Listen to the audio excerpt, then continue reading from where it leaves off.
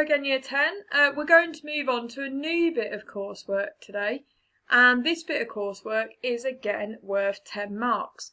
Now this bit of coursework is actually only 1 page long, but it's a really important piece of coursework because obviously it's worth 10 marks, so that's 10% of your coursework grade. So this 1 page is really important to do as well as you can, okay?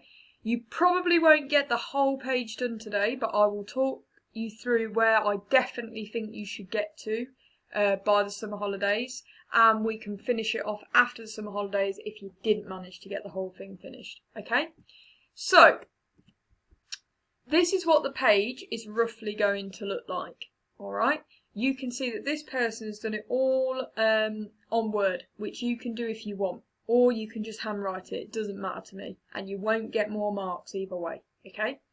What I'm going to first of all start to explain is this bit up here, okay? So, what you need to do is do a table like the person's done above, and the table needs to say the 3 bits of research that you carried out, so product analysis, client research, and then whatever your third bit was. And then in this box, you just need to sum up what you found out from doing that bit of research. So this person has put product analysis. Most of the products are adjustable to suit different people. Most products have heat ventilation for the computers to prevent computers from overheating and causing a fire. Most products are priced around £20 to £30. So that's her summing up what she found out from doing that bit of research, okay?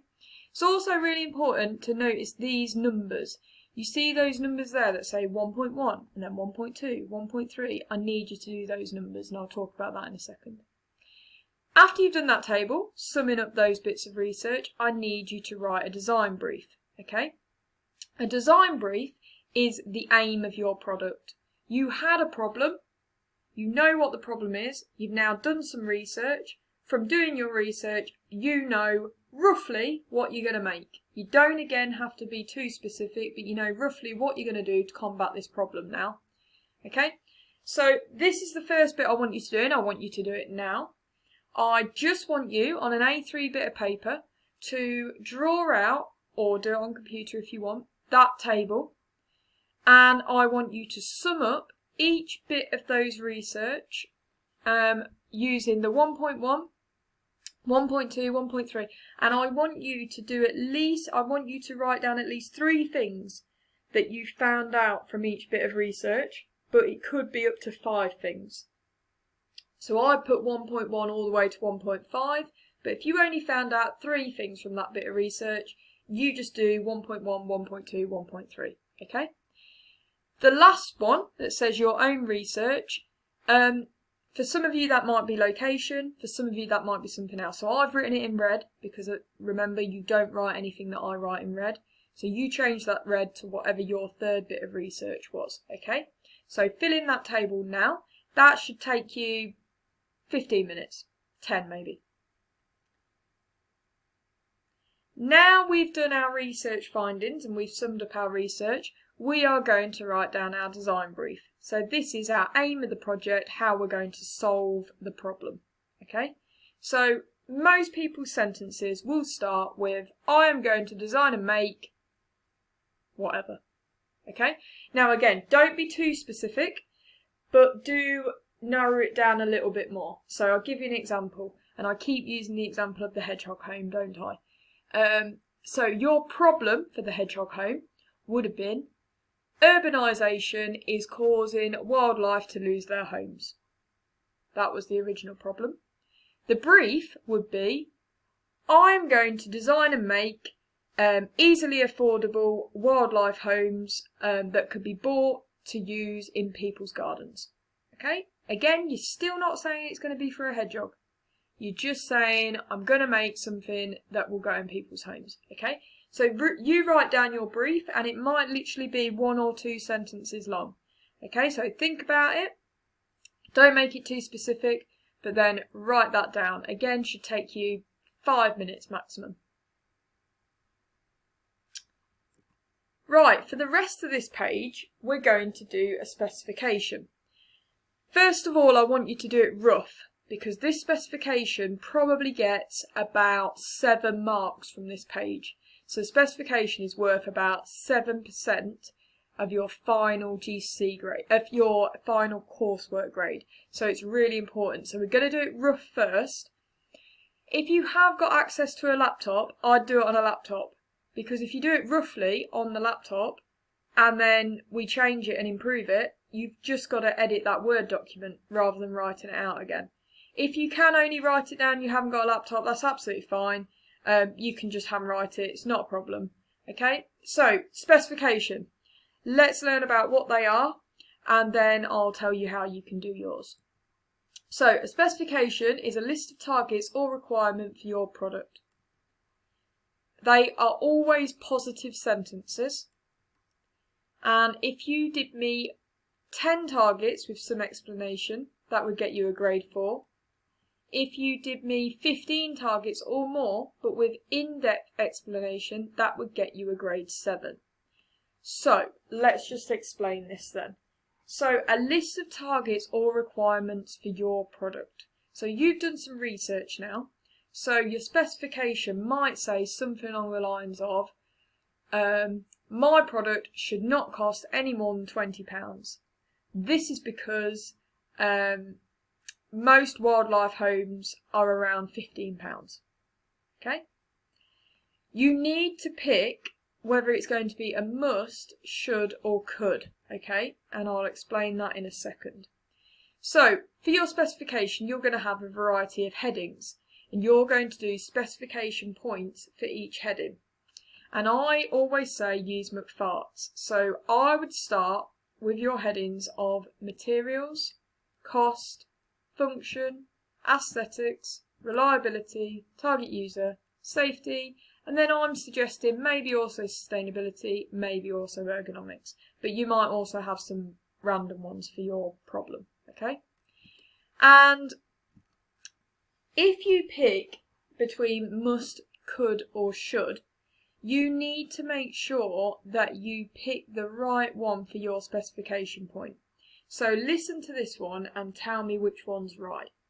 So this is my specification point. My child's toy could be safe in order for the child to not get hurt.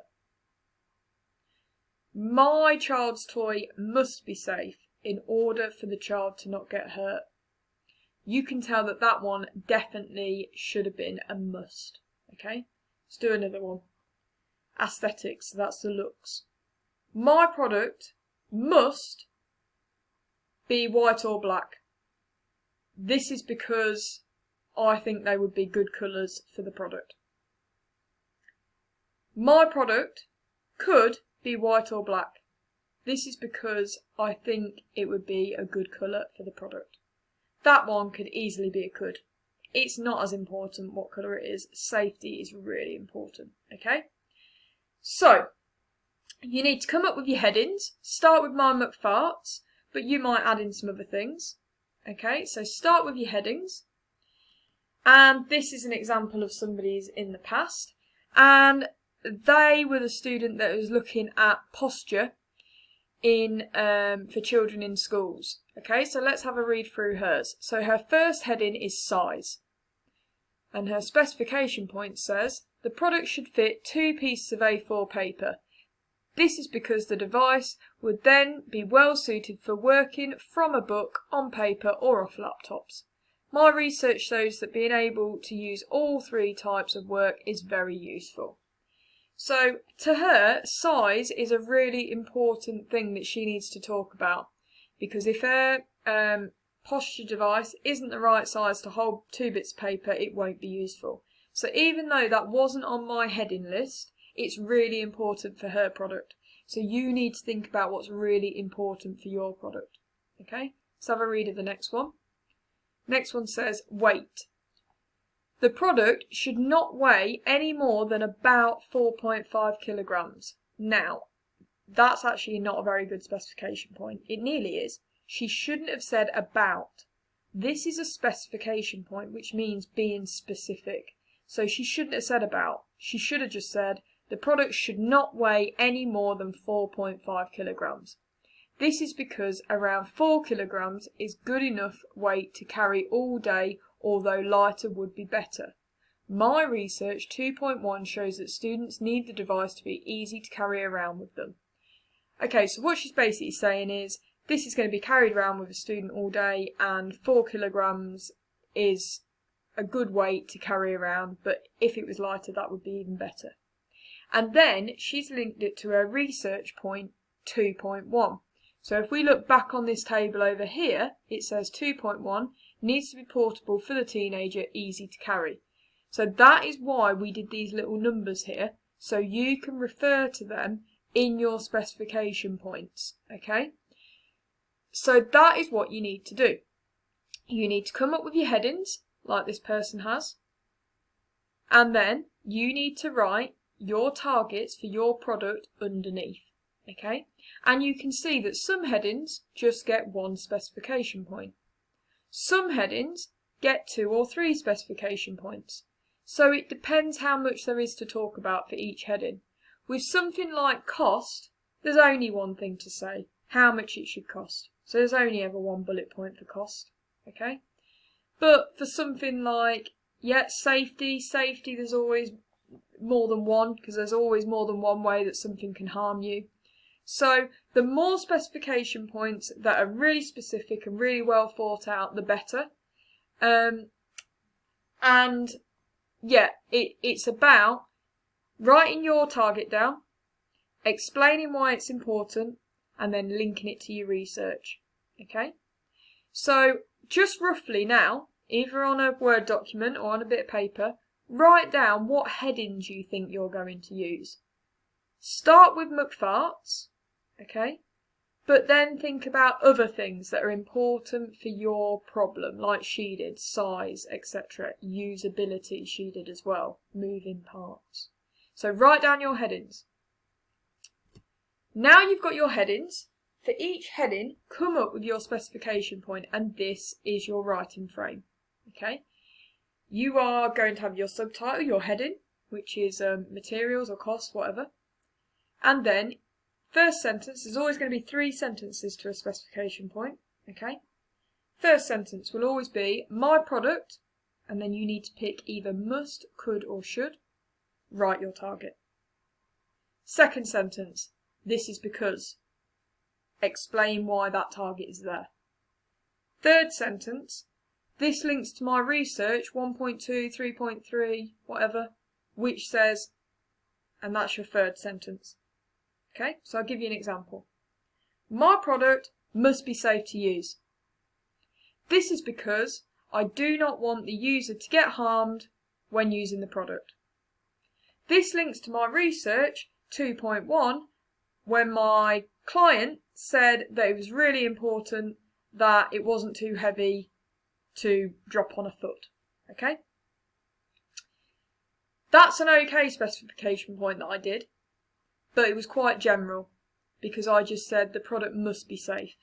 If you can specify exactly how you're going to make it safe, that's even better. So you might even say, my product must be safe by having no sharp edges. This is because it's going to be handled and I do not want the user to get cut by the sharp edges. This links to my research 2.1, which said it was going to be carried a lot. Okay? So 3 sentences, those 3 every time, but for different headings. And you might have more than 1 specification point for each heading. Okay? And I'll remind you one more time, if you do 10 specification points that are okay, you get about a grade 4. If you do 15, but you followed my writing frame, explaining why they're important, you're more likely to get a grade 7 or above, an 8 or a 9. And remember, this is worth about 7% of the overall grade for the coursework. This page is worth 10% in total. Okay, so I would like you, by the summer holidays, to do a rough specification. If it's fantastic and we use it for the real one, that's even better. But it's so important, I want you to do a rough one, show me so I can help you improve it. So the final one is fantastic and you can get loads of great marks, okay? Email me it. You can do it on Word or you can handwrite and take a photo.